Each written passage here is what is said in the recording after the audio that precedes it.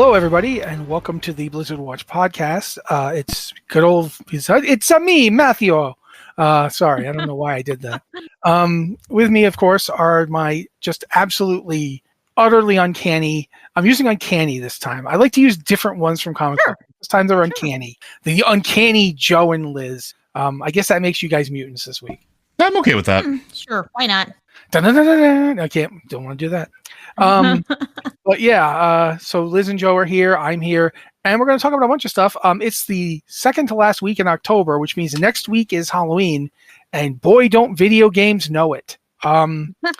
There's a lot of Halloween stuff going on in pretty much every Blizzard game. Diablo's just got an event that was announced, I think today? Yeah, the ghoulish festivities of the, what is this thing called? It's. I'm looking at the post for it right now, and I can't figure out what it's named. Guys, put the thing up front. It's meat or treat. Yes, thank you. Every time somebody says meat, I just immediately think of the butcher. Yes, should because he's the fresh meat. Yeah, I'm not surprised. I'm looking at the picture of it right now, and it's basically a Diabloized version of the butcher. I don't mean the games; I mean the literal character Diablo. He's got the crown of horn things coming out of his head, and his axe and hook are like lava colored now, but it's still basically just him. But yeah, there's a bunch of that stuff. The meat or treat. My God, I can't believe they just went with meat or treat. It's kind of vague what the event is. We know there are shrines that are covered in blood. I can't say what I'm thinking. Which do something. They do something. It could be good. It could be terrible. I assume the butcher is involved in some way. Yeah, it does definitely seem that. He's in both the butcher sport here. Yes, but they have not specified in which way he is involved, except that he's terrible. He's horrifying. That's kind of his whole thing. He is not somebody you want to see, but you will be seeing him. Actually, I have not encountered the butcher yet at all in Diablo. Yeah, you know what? I did. In the latest season, I haven't seen him anywhere. I've seen him like 6 times. I know. It seems maybe like it's just me he's jumping on. Yeah, because I was going to say, because I haven't seen him at all in Vessel of Hatred yet. I know Sarah's been seeing him all the time, but I'm like, I never see this guy. Does he even exist? He got a new, burning butcher variant a couple of seasons ago. I have never seen it. It's I'm very confused by this. So maybe this will just be another time when they have an event and I don't see any of it. Like the Treasure Goblin event, when I never saw a single Treasure Goblin. Yeah, that was some straight up BS, man. Yeah, that was weird. They're like, we're increasing Treasure Goblin spawns, and okay. Yeah, and I've seen a ton of goblins. Where are they? Where do I go to find these goblins? I am seeing a lot of treasure goblins but no butcher yet. So we'll see if he shows up around Halloween. The event starts on October 29th, so it's not that surprising that maybe they've been holding him back. But I have seen him quite a bit. I don't know if I've seen him in Nahantu though, because that just might be that I haven't seen him in Nahantu. Maybe he isn't spawned there. I don't know. I think he only pops up in dungeons and cellars. He does, that's usually where I see him. Yeah, but I was gonna say, in Nahantu, one of the things you have to do when you're doing unlocking the end game progression is you have to go to dungeons. And I know. I'm literally going through these visceral meat filled places, and I'm I'm 100% expecting him to ring the dinner bell and charge at me, and I have not seen him yet. Yeah. I did when I did there was the second one you have to do. That's where he was all over me. It's random, so random events often have this feeling. It's because it's random, either it's going to feel like it happens all the time, or it's going to feel like it doesn't happen at all, except I can tell you I have yet to see this guy. So, I don't know. It is what it is. WoW, of course, has their, Hallow's End, which they've had every year since, I think, the second papacy of Leo the first or something. I mean, the game's been around for a while, is what I'm getting at. We'll be talking about that. But the Hallow's End is going to be from October 25th through November 1st, which means it's happening during the anniversary event. So for a week, people are going to be real busy. I'd love to come with you on Hallow's End, but I have to go farm the world boss. So no, I got to go to Hallow's End because I don't have the mount yet. And just But regardless, that's happening. It's nothing new to report, I don't think. There doesn't seem to be any really big changes to it. No, Blizzard's put all their energy into the anniversary bash, I think. Yeah. Overwatch has got the Halloween Terror event, which they've done before. You guys know it. Doesn't it have does it also have the new PvP events coming? Or is it PvE event? There is a new PvP event called Junkenstein's Laboratory, which lets you select talents to modify your abilities. So it's pretty cool, except it's PvP, and that's just not my thing. So yeah, it sounds neat. It sounds neat. So that's pretty much. Does Hearthstone have one? I'm not seeing Hearthstone in this. Yeah. Hearthstone is listed there. Something Hearthstone's Frightful Fantasy. It's through November 5th. Mm-hmm. But yeah, that one is Blink or you'll miss it because I hadn't even heard about it. But yeah, if you're playing it regularly, you'll complete it. But if not, no, okay. And Warcraft Rumble's got Hollow's End, which same name, but it's a different event because it's a different game. They've got some Hollow's End themed minis and a few events to play through, which is cool. There's more cosmetics in the shop, I guess. Yeah, this is the only place you're going to be able to get the Headless Horseman. So if you do not play during this event, it's not just going to show up where you can buy it. So at least that's what Blizzard says. Who knows what'll happen in a month, but that's what they're saying now. Regardless, if you want this thing and you want to make sure you get it, you should be playing Warcraft Rumble because that's how it's going to happen, and you should be doing it right now. And up till November 5th, I guess. Or it's November 6th. Yeah. I'm sorry. So yeah, you've got till November 6th, which is much closer than you think. It really is. It's disturbing how fast this last section of the year is moving. To quote Liz, what is time? Baby, don't hurt me. Don't hurt me no more. That part's not Liz. No. That part is Hideaway. But anyway,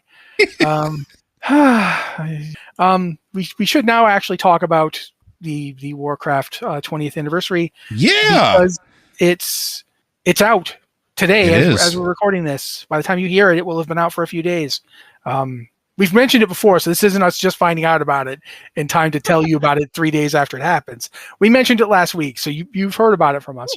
But what's amazing about this thing is there is a lot to it. Liz, there's so much going on. Yeah, Liz wrote a note here saying, and I want to read it exactly as it is because it really talks about this. Look forward to grinding out 495 bronze celebration tokens to buy all rewards, or 385 if you have previous anniversary mounts and only need brand new stuff. Plus 805. Why is it? 35,805 time warped badges and 42 marks of honor. I don't think it's possible to earn that many time warped badges. I don't think you can do that. I have to agree with you. Like they have a new currency, which is the bronze celebration tokens, but a lot of things cost time warped badges. So if you want some things, you need time warped badges. If you want old PvP appearances, you need time warped badges and marks of honor. So there's a lot. If you want to go through this and collect all of the cosmetics, like I do, there's a lot of grinding to do here.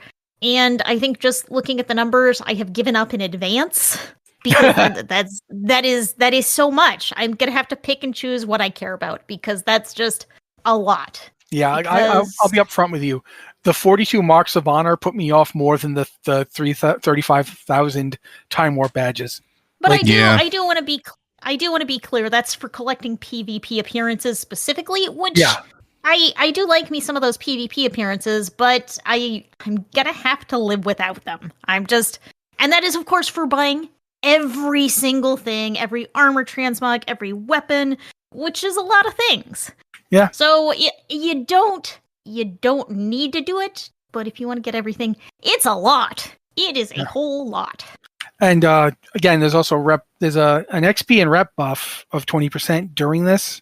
Mm-hmm. And I think it's been pointed out. Someone linked me to a Reddit article about it that says if you get every buff you possibly can during the anniversary period, you can have 75% bonus XP and rep. Like between the other things that are currently existing game, I think there's going to be at least a couple of Dark Moon fairs during it, so you'll be able to get the carousel buff as well several times. There's just a lot you can do to get a lot of XP during this period. The standard buff is 20% for the anniversary. Yeah, just the buff for the anniversary is 20%. Yeah, well, it's a little more complicated than that. It's like a 10% buff, and then you do a daily quest to get another 10% buff. So it used to be you got a thing in the mail and you clicked on it. It was like, hey, you get a XP and reputation buff for the exact amount as the number of years of the expansion. And now it's a little more complicated, but still it's a lot. Yeah. So, I mean, obviously we've kind of alluded to the fact that there's a lot of transmog in this. For a lot of people, the big draw is, of course, the tier 2 appearances that have been remastered. Mm-hmm. Are either of you particularly interested in those? Yeah, 100%. It's a shaman transmog. It will be mine. I will obtain this. It will be mine. Okay, so Joe's already in his supervillain era. Liz? I mean, yes, I'm playing an evoker these days, so it is kind of interesting that you are getting... you're getting completely new looks for these classes that were not around when Tier 2 was a thing. And I think the Evoker one's kind of neat. So, yeah, I'm going to be there collecting it. I am a little less thrilled about recollecting these appearances. It's just, I am probably less excited about grinding these out again. Like, sometimes Blizzard just goes in and upgrades the graphics on an old armor set. And instead they're making, like, a big thing about this.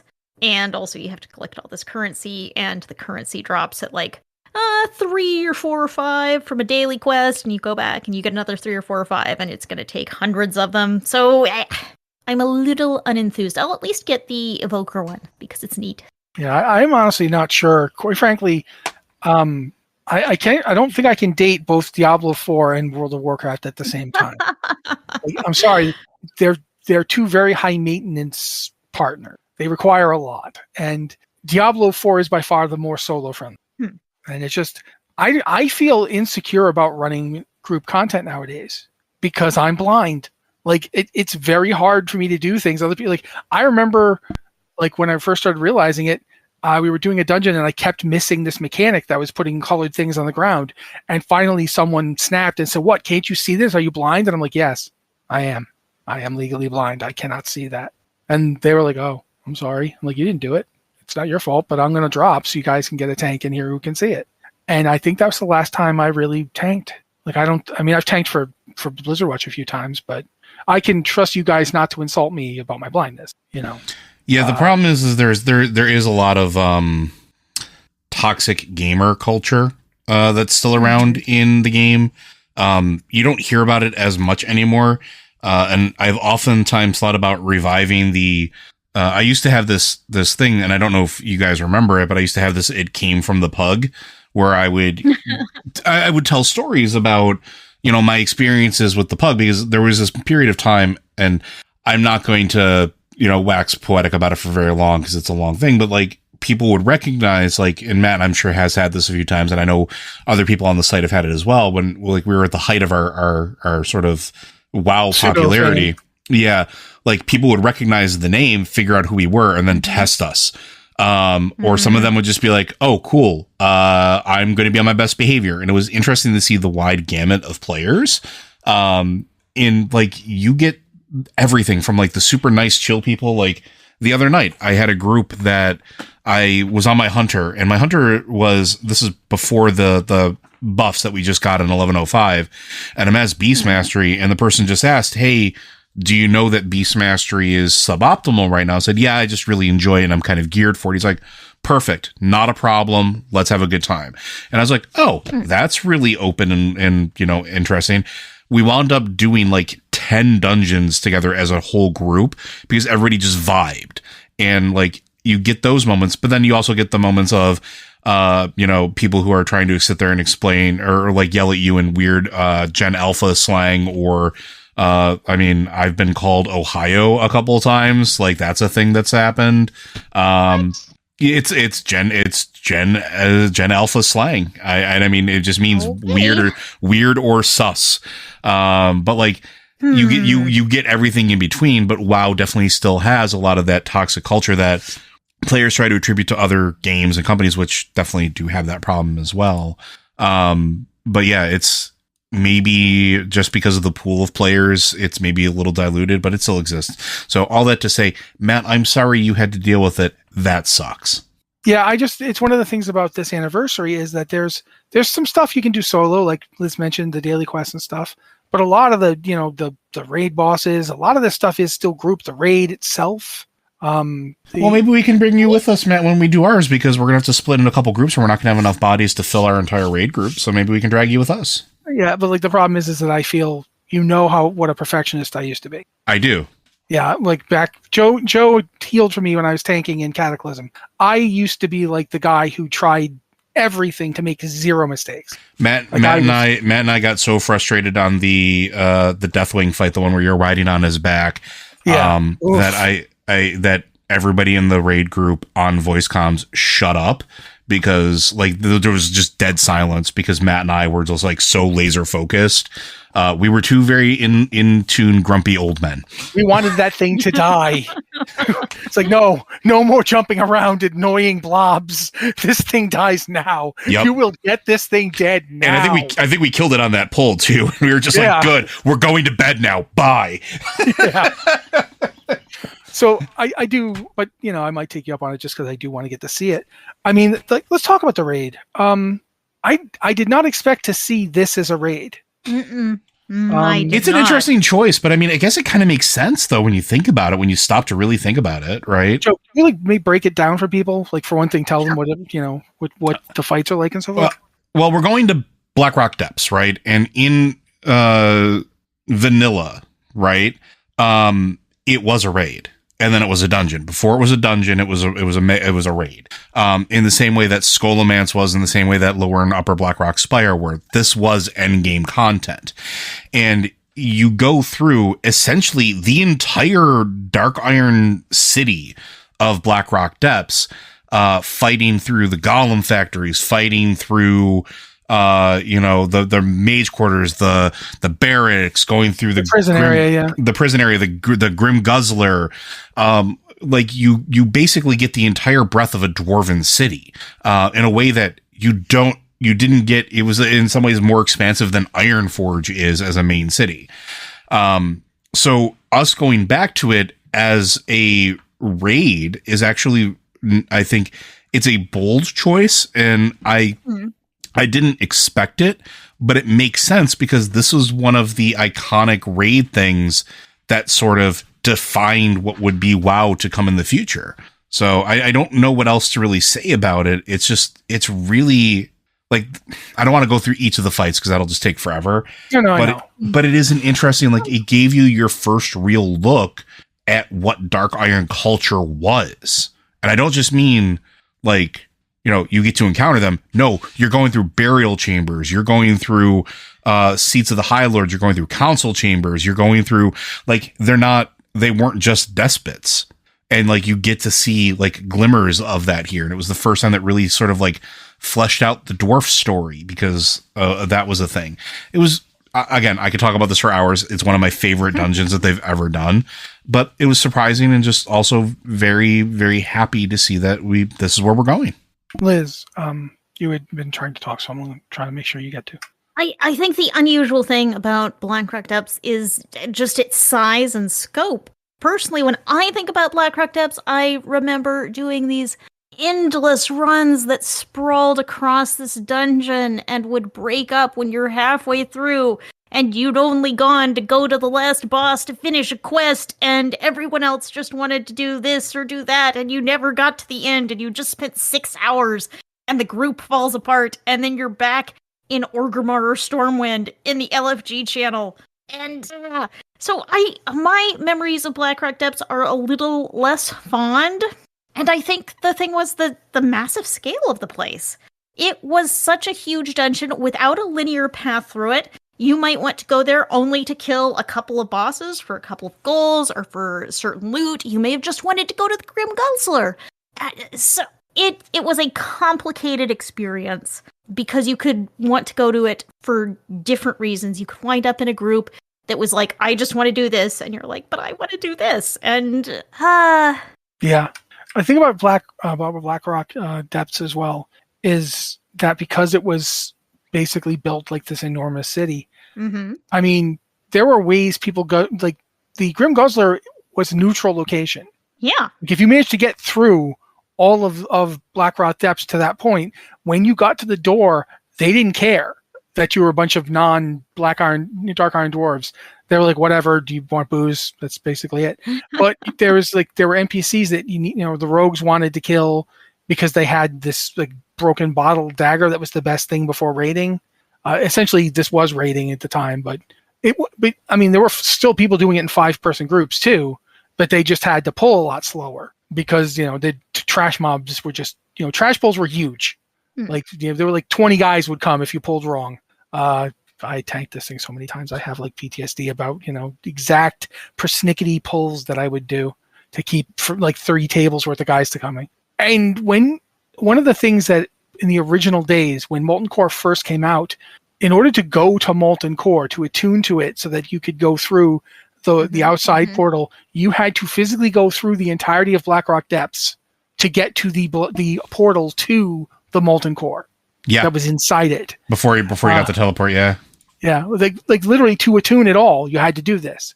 So I remember my entire guild of like we had 40 people who we were going to do the raid with. So we went through Blackrock Descent like a army of murderers, just killing everything in front of us until we got to the portal. And even then, it wasn't easy. Like even when you outnumbered the thing by like a 40-person group instead of the 5 that it's designed for, up to 15 that could normally would be doing it as a raid. Even then, it was hard. Like there's just the pulls were so big. There was so much to do, and you get lost in that place super easy. But in a weird sort of way, it's almost that's also the source of its charm because we don't get dungeons like that anymore. Yeah. It's a unique experience. We don't get these massive sprawling things anymore. And we usually don't get things that are non-linear anymore. And even if they are non-linear in any way, people are going to find the one best path and then only go on that path ever. Yeah. So, I'm also going to say this. The final fight of Blackrock Depths, the Emperor Thaurissan fight, it's not just important in a lore aspect. Like if you go in and see it the way it originally was, I don't know if they're going to be presenting it as it originally was, but if you go in and see it as it really was, if you have the right quest or you haven't done this yet, when you get there, Emperor Thaurissan has Moira, Bronzebeard, healing him. Yeah, and like she's part of the encounter. She's killable too. Yeah, she's killable. You can kill her and make it a lot easier, but there's a quest to get her back. And both Thrall and Magni send you on it. Thrall's trying to make friends with the dwarves. Magni just wants his daughter back. And if you kill her, they don't approve.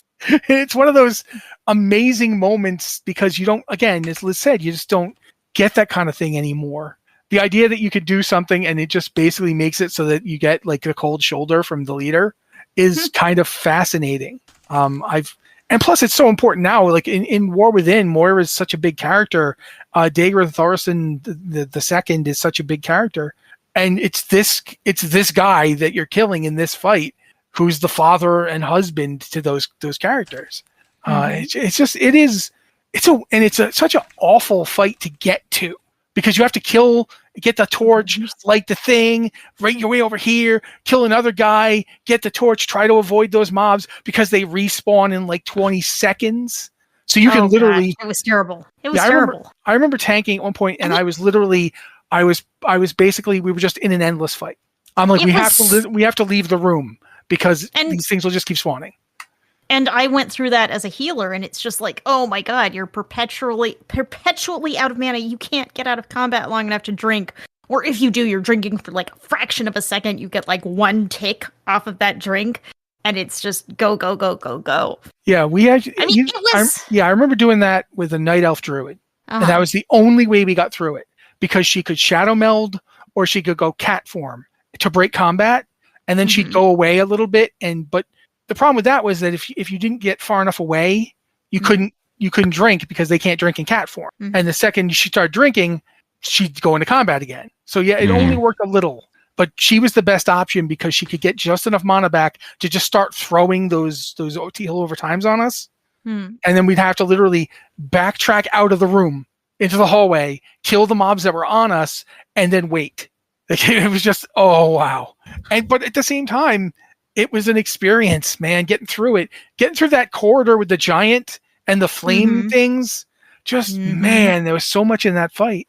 I don't know how it's going to be as a raid. I don't know how they're going to present it. I guess I could find out soon. Yeah, I mean, I think we're doing it tomorrow, so... It's interesting, and it is available in LFR, so if you want to check it out without too much stress at an difficulty level, you can.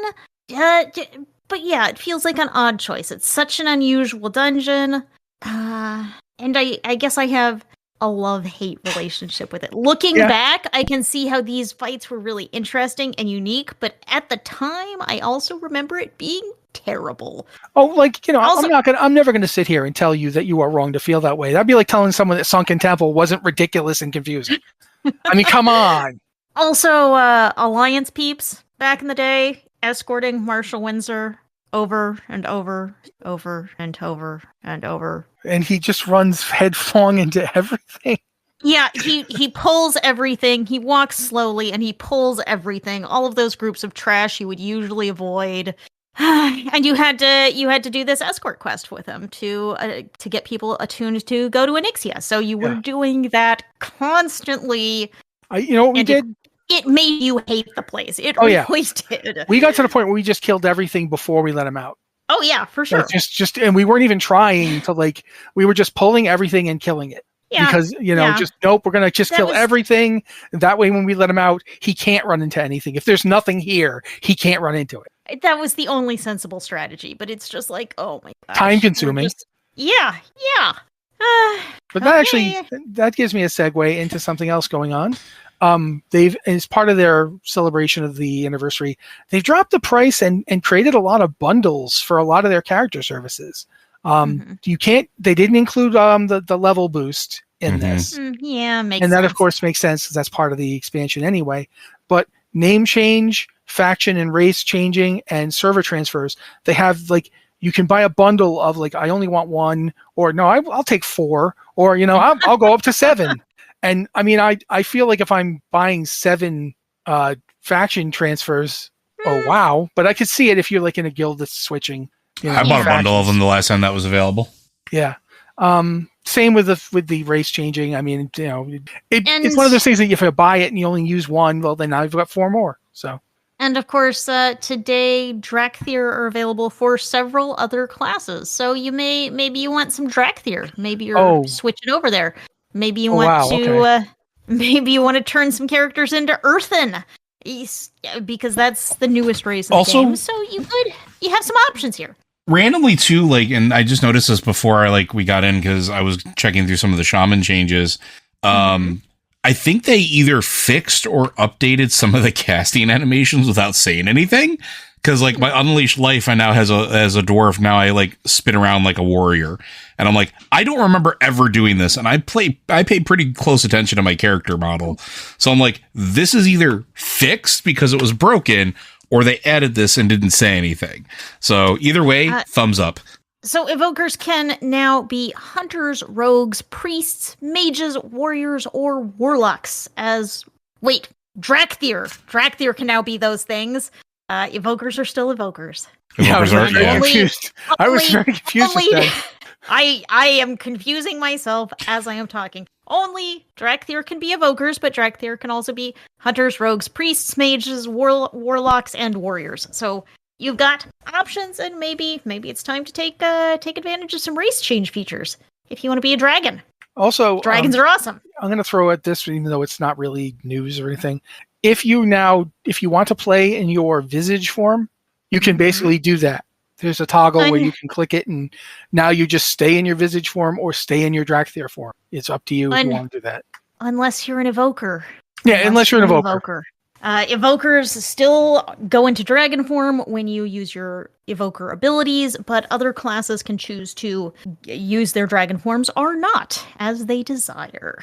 Which, I mean, I get why some evokers might be a little salty about it, but honestly, I think dragons ruin my transmog every time. Transmog ruiners, so... Yeah, that's fair. But But then again, they're also the source of many of my transmogs, so I can't be too mad at them. I've killed a lot of them to get clothing. So I kind of that's true. I wish you could have just go full Dragonborn with them and just literally have a toggle that let you show up as a dragon in your armor. Because why not? Like, I'm really curious why they didn't opt for that. The thing about Drakthir armor is that it is armor looks you choose in character creation, and of course you can change it at the barbershop. And it's just, with the colors, you can't match anything that you were wearing, so you're automatically changing back and forth, and then it's like, oh, these shoulders don't match when I'm a dragon, but they do, they're perfect when I'm not a dragon. It makes me a little crazy. I'm already crazy enough without this.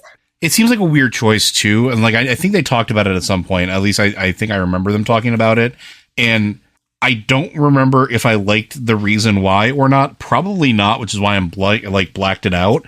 But like Worgen get to be in their monster form and in their armor.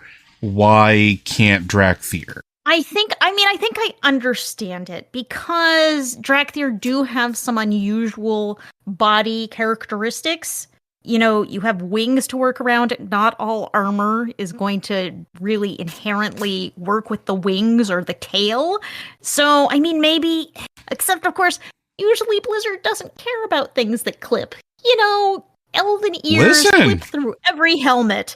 But, the amount of helmets I put on and suddenly turn bald? Come on, cut off a tail. It's fine. Ow, my tail! I just tucked that tail into my new pants. Sure, why not? It's wrapped around my waist. It's fine. Don't worry about it. It's like Miss Saigon, but for Dragon Tail. Wow, we've taken a turn.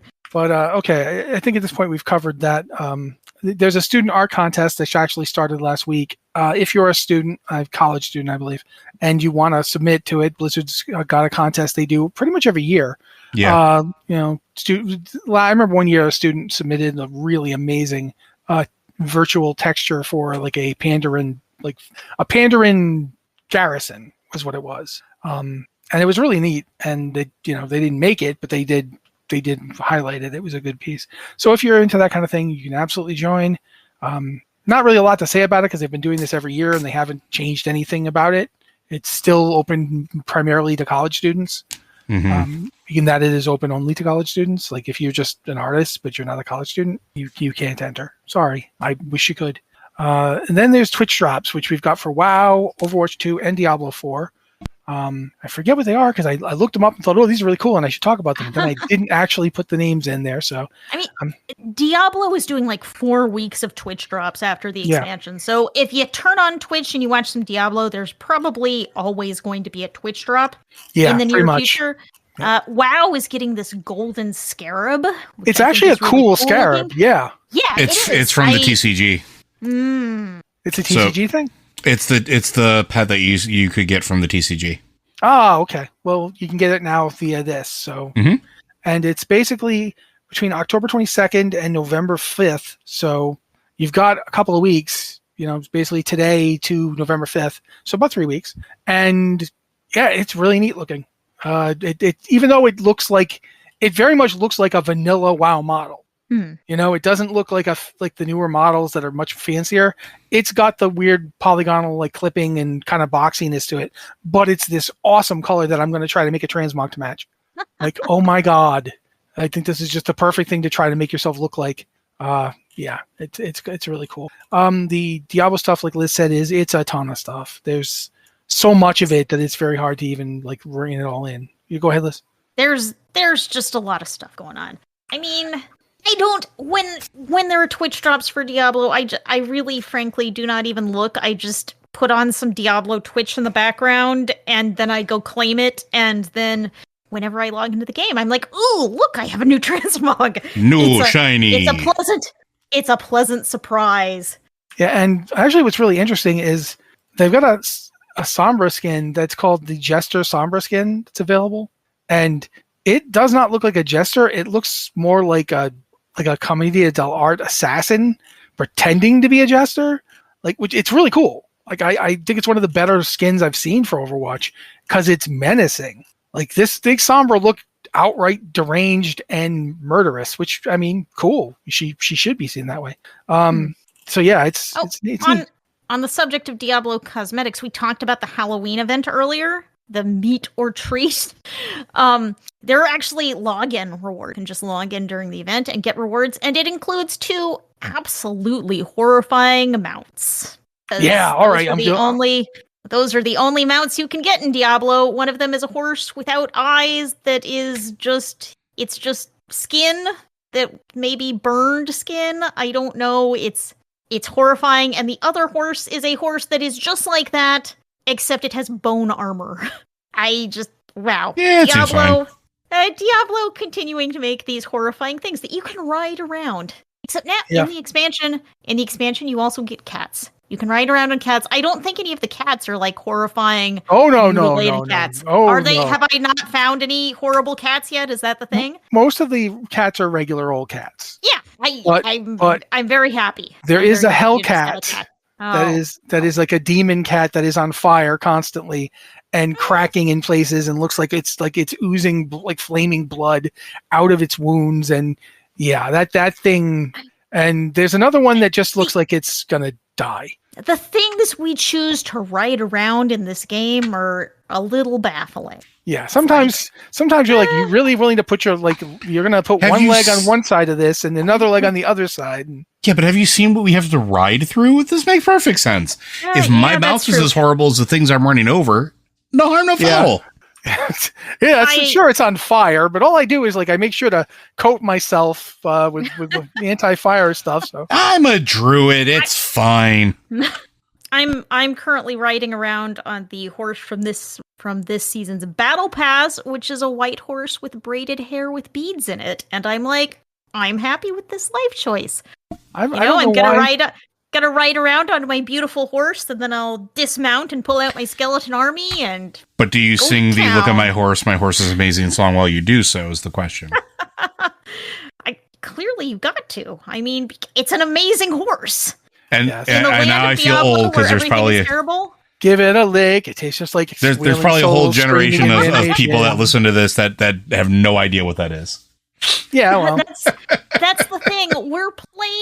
We're playing a video game that is 20 years old. So and the other video game we're playing is in a franchise that's 20 years old, 24 years old. Yes. And of course, if we go back to Warcraft, the Warcraft franchise is 30 years old. We're all old, is what we're saying.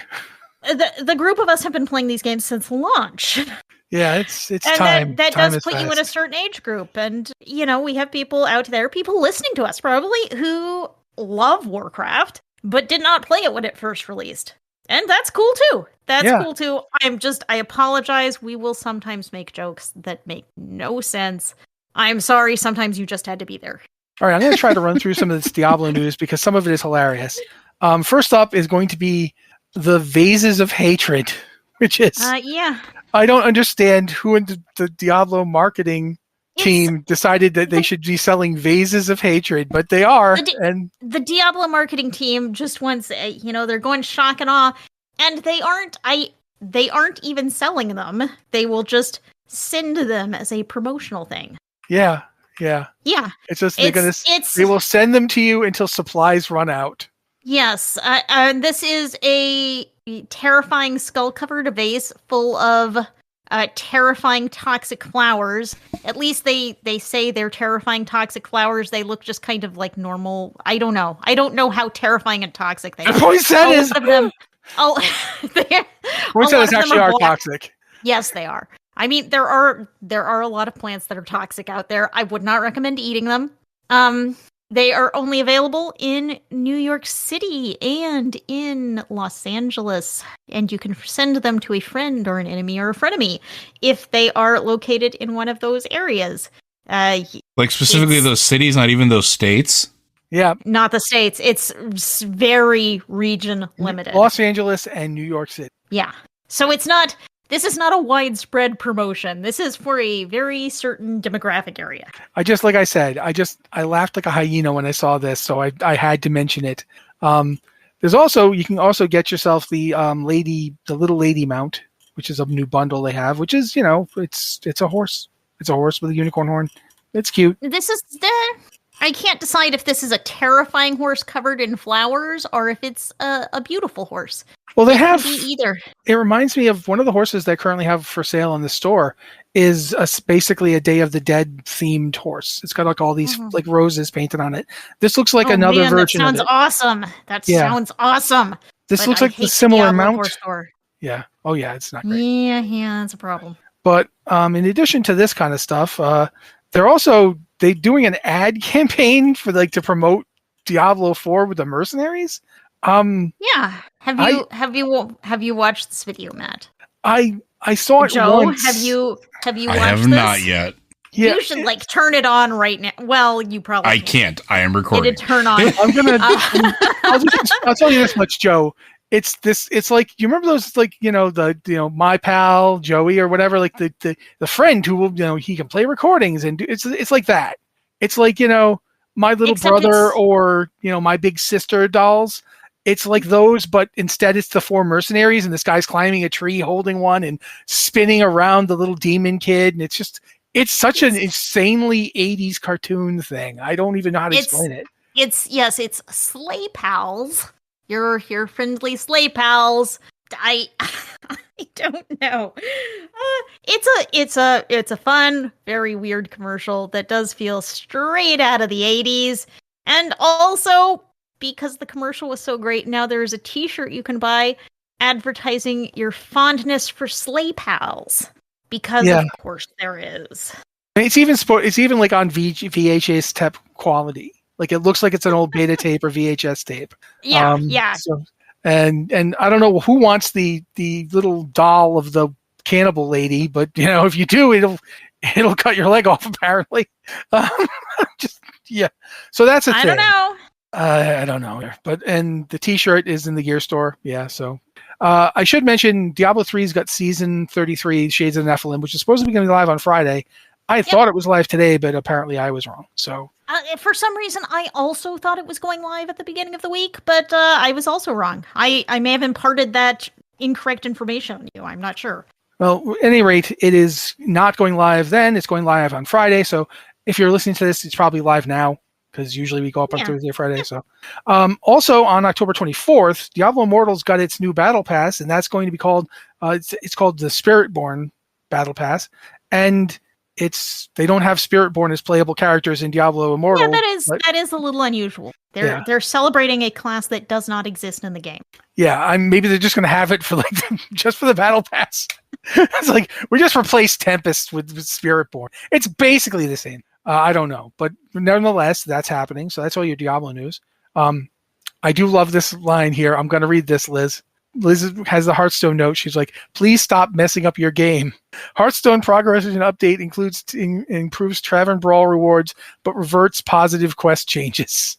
And I'm like, fine. This kind of sums up Hearthstone's rocky development to a T. I mean, they've been going back and forth on the quests. Basically, quests are just a thing in the game. You can complete the quest to earn gold, and you can use gold to buy packs. You can't use gold to pre-order, say, bundles. You can't use it to buy cosmetics. You can only buy a few things with gold.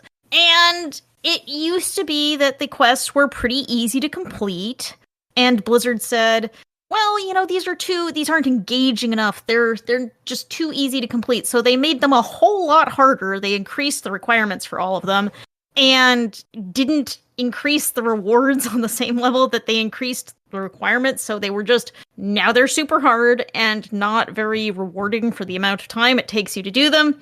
Then they kind of walked back some of that. They scaled back the difficulty and kind of kept some of the increased rewards. Now we're kind of cycling back, which is very confusing because the quests we're back to more difficult quests, as I understand it. They're reverting the quests back to where they were. So we're going all the way back and rewinding quest, and it's like, are we? I don't know. This feels like a nerf. They're definitely improving some things. They're the rewards track on the battle pass, which is the free or paid. They're swapping out some of the things that gave you 50 gold for decks. not decks. Sorry, for packs, for expansion packs. Which that's a value. That's an improvement because 50 gold will buy you half of a pack of cards, and now they'll give you more packs of cards just on the battle pass. The Tavern Brawl reward has always been a single standard pack, which can contain cards from any expansion, which that's fine. I mean, there's nothing wrong with that, but it's a pretty broad pool of cards that it pulls from.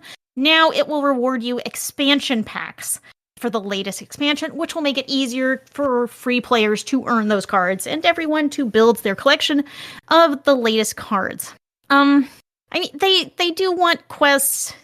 The developer team says they want quests to be rewarding and achievable, and they just kind of flop back and forth on what that means. And I just don't know. I don't know. We'll see. We'll see when it goes live. Yep. Trying to move to we got a couple of things here that are not related to any Blizzard games. One of them is simply that Dragon Age: The Veilguard is launching next week, and we want it now. Yeah. And so just do that, guys. Just give it to us now. Just now. I think we want it, but where are we going to find the time to play it? That's the problem because That's why I need it now, so I have time. We still have podcasts to do. We're playing games. It's I don't know. But the other thing, which is something I mentioned partially, I put this in here just because I've never seen a studio act like this. An interview with CEO, Deputy CEO Matthias Lija, I think. Sorry, Matthias, I don't pronounce your last. He basically did an interview with IGN and other places. I think it was originally PC Gamer, and he basically said he was like, "Yeah, Bloodlines 3 is not going to be done by us," and essentially talked about how horrible the development was. Like he straight up just said this game nearly killed us. Toxic work culture, problematic release issues, all sorts of stuff. Paradox is essentially giving up on making role-playing games. Now, keep in mind that this is the time that, Elden Ring and Tales of the Kingdom and Baldur's Gate 3 have been some of the biggest games of the past few years. And Paradox is running away from them. Like, it's like, no, this development on Bloodlines 2 was so bad, we're just going back to strategy games. We're good at strategy games. We're just going back to strategy games. Let somebody else worry about this. Yeah. From the deputy CEO who just flat out admitted it. It was like, no, we're almost died. This almost killed our company. We're not doing this again. Like, listen to this.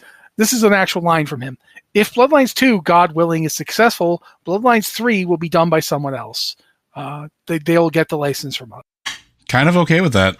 I've never seen an interview where a guy does this, where like a deputy CEO at a company just comes right out and says, yeah, no, we don't do these well. We're not doing this again. Yeah. I mean, I don't know what else to say with that. Like, honestly, I'm happy to hear that, like that they're willing to make that statement, because that means that they're just not going to put themselves into that cycle of trying to do something that very clearly does not fit with them or did not fit with them and did not fit at the time. And I do appreciate the peek behind the curtains a little bit too. I like when people that are that high up are candid about what's going on. So yeah, it is fascinating too. Like, I mean, they're basically like admitting we're not dumping World of Darkness. We're still going to be the publisher. We're just not going to try and develop it directly. That we're not going to go out of our core competencies, is what they said. And I think that that's interesting because it relates to what we talked about going back a couple months, going back most of the month now, to when Jason Schreier was here. We talked about Blizzard and its core competencies, and how like sometimes it felt like they were just going way outside them. So yeah, this is interesting. But I definitely wanted to mention it. I don't have anything else to say about Veilguard other than give it to me, please. Oh God, please. Yeah, it's tough. But at the same time, Liz is completely right in that I don't know, like I don't have a room I can go into and just stop time outside the room from working so that I can spend like time in here playing it and come out and it's like, oh, it's only been a few seconds. Frankly, I'm glad we have another week because we're running a tabletop game this weekend. I'm kind of freaking out about planning it, and so that gives me, I can focus on being freaked out about doing this week, and then I'll have something else to obsess over next week. Yay! But I think awesome. I don't know, like we've had an interesting, recording session. I don't know. How are we on time, Joe? We got about 5 minutes. All right. I'm going to try to answer at least one of the questions that we got. Go ahead, Liz. Can we Patreon. Oh my God. Yeah. You got to start hitting me with a newspaper or something. I would like to take a moment to thank our great Patreon subscribers. You guys are what make this site possible. You help us do these podcasts. We're doing a bunch of tabletop podcasts this month that we're going to be releasing over the next few months. So I hope you all enjoy those. We've been doing some Dragon Age lore watches. I hope we're going to do more of those because we were just talking about Veilguard and our mutual obsession with Dragon Age. Hopefully you can join us in this obsession soon. And I do want to thank one new Patreon supporter who joined us in the last week. John subscribed at $5, which not only gives you early access to the podcast, you also get to view the site ads-free, which is great because as much as ads help us keep the site going, they're also terrible. So if you support us on Patreon, that helps us keep things going, and you get to read the site without interruption. So thank you very much. You guys help us do what we do. You help us do more of what we do as we continue to try and expand and cover new topics. Get out all of these guides about WoW, patch 1105. Get out guides for Diablo 4, Vessel of Hatred.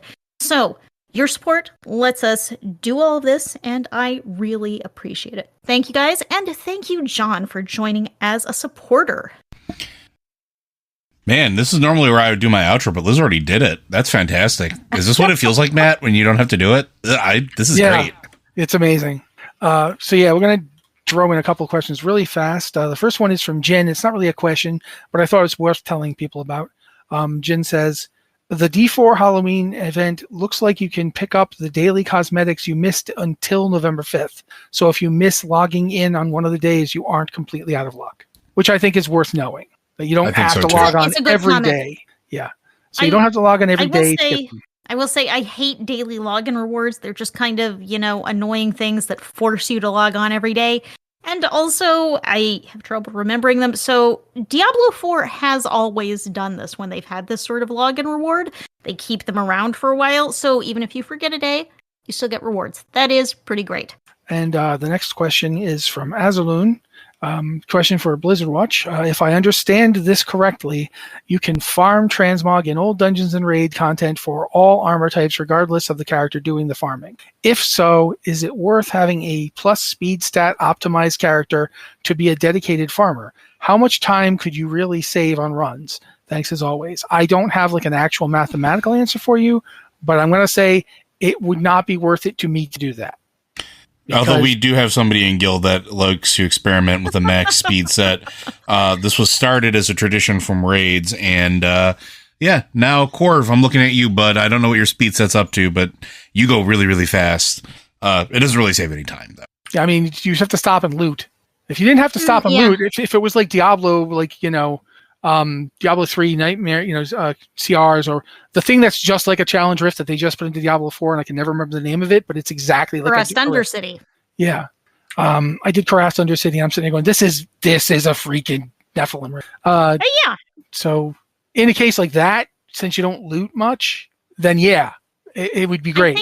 But I think when you have to stop and loot, because not only do bosses drop possible transmog stuff, some trash does too. The idea, but the thing is, the idea is if you are eligible for loot and you are the only one doing transmog runs, in theory, you could run through the entire thing, never loot anything, and everything will get mailed to you. I don't know that I trust that, because I've had plenty of times I can get something, but I also don't trust it. But that is one of the thoughts I think. I do think with this new transmog thing where you can collect all transmogs, one of the advantages of that is that you can just pick a class that is faster. You can just run an alt that has more speed, And I don't mean speed as in speed stat on your gear. I mean speed as in you've got more movement abilities. Or something, yeah. Yeah. You could just play a different class and still collect armor for everything. Yeah, druids are great for tons of reasons. You guys might want to think about shaman, because Ghost Wolf. That's nice and speedy. It's a cool, and plus shaman are cool. but I wouldn't think it's that big a deal. But if you want to do it, see how far you can get it. But I think that's going to be it. And Joe, Joe's already had his Patreon thing done, so I'm just going to go. If you have a question for this podcast, you can send it to us at podcast@blizzardwatch.com is our email address, or you can go to our Discord server and you can ask in the Q and podcast questions channel, which everybody who comes to the Discord can use. Or if you want to support us on Patreon, we also have the patron Q and podcast questions channel, which, as Liz mentioned, the support of our patrons is what allows this site to even exist. And if you're on Patreon, you can also just ask us questions there, and they will eventually be brought to our attention. I think usually Dan will be the one going, "Hey, answer this," and then he'll storm out like J. Jonah Jameson with a carrot in his mouth. But yeah, that's how you can ask us questions. We really appreciate if you did. And this podcast, again, it is supported by Patreon. So seriously, thank you guys so much. It's been the Blizzard Watch podcast. We'll be back next week.